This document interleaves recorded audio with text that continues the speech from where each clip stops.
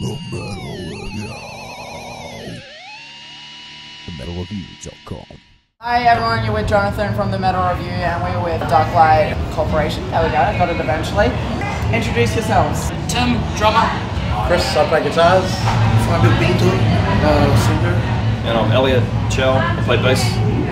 Tell everyone a bit about your music and what kind of style you are. You sort of get thrown into with like Ramstein, Rob Zombie, 9 Inch Nails, that sort of thing. Still quite heavy and but still melodic, you know.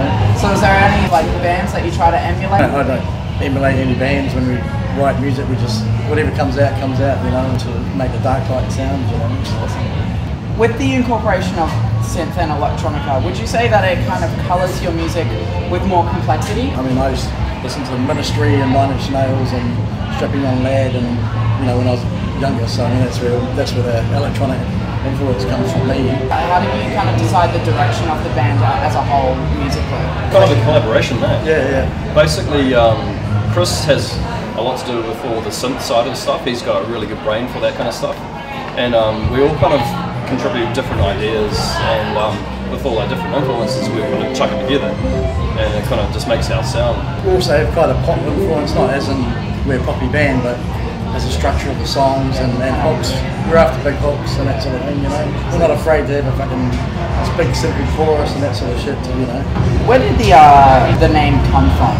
It was just a concept. I'd been in a band before this one, and I just had this concept of this, what, you know, this band was going to be like, and this, and even had the name before the band was started, you know, the Darklight Corporation. So would you say like the Darklight part of it, would you say that kind of, it draws a juxtaposition between the type of music that you play? Like, Yeah, definitely. Yeah. New Zealand metal, I didn't even know that existed there. Yeah. I mean, we feel really privileged to come over here and play. I mean, in New Zealand, because it's such a small country, you know, we've sort of Been there, done that? and where do we go next, you know?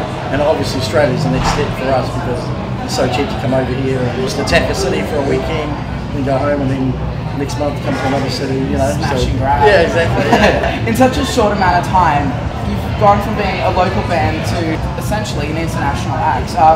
How does it make you feel to be so successful in such like a short amount of time? We had a couple of tracks that were picked up by the radio in New Zealand and pushed by the Axe Attack, which is like a metal show in New Zealand, a guy called Paul Martin sort of got onto it. And we did a lot of hard work, and we spent a bit of money on Lots of hard work. You know, just spent the money on the PND deal, got to get everything out there into the media, blanket everything, and that's the way you got to do it. Yeah, get it done, but you got to have good music to do, you know. Yeah. When can we expect you to produce new music to marinate our ears? Our rule of thumb is, you know, however long it takes to write an album is however long it takes. We don't pressure ourselves. We like to just go with the flow, and if songs come out, sometimes they just fly out, sometimes it takes longer.